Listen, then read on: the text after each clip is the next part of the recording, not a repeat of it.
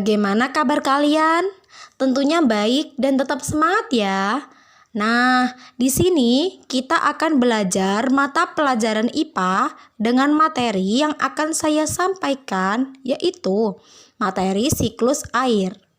Sebelum kita memasuki dalam materi, perlu kalian tahu bahwa 71% dari permukaan bumi ini tertutupi oleh air.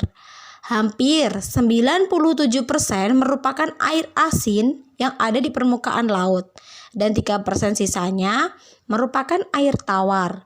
Dari 3% tersebut, 2%-nya berada di dalam gletser atau es yang berada di daerah kutub, dan 1%-nya lagi merupakan air yang kita gunakan di kehidupan sehari-hari yang berasal dari sungai, danau, dan permukaan tanah.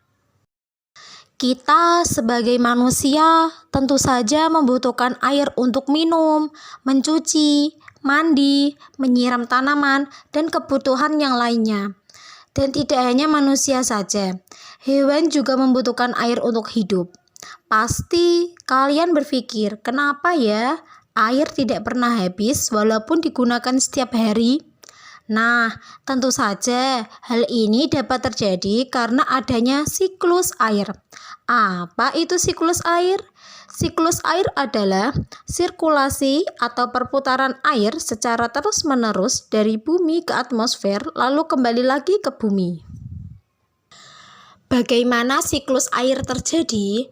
Siklus air dapat terjadi dengan beberapa tahap di antaranya. Yang pertama, evaporasi atau transpirasi.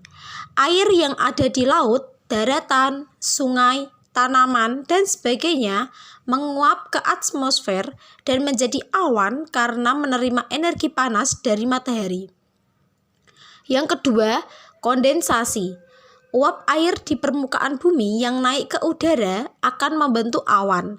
Kumpulan uap air tersebut akan mengalami pengembunan berbentuk titik-titik air.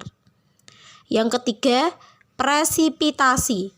Ketika terlalu banyak air yang terkondensasi, maka tetesan air di awan akan menjadi besar dan berat untuk menahan di udara sehingga jatuh sebagai hujan, salju atau hujan es. Saat hujan, salju atau hujan es mencapai bumi, maka air akan mengalir ke sungai, samudra, atau meresap ke dalam tanah. Setelah semua air mencapai ke permukaan bumi, maka siklus air akan terus berlanjut secara terus-menerus. Kalian pasti bingung, kenapa siklus air dapat berlanjut secara terus-menerus ya? Saya akan menjelaskan dari pertanyaan tersebut. Supaya siklus air dapat terus berlanjut, maka kita sebagai manusia dapat memanfaatkan air dengan baik dan tidak mencemari ataupun menggunakan secara berlebihan. Sekian dari video kali ini, semoga bermanfaat bagi semuanya ya. Jangan lupa subscribe dan like. Wassalamualaikum warahmatullahi wabarakatuh.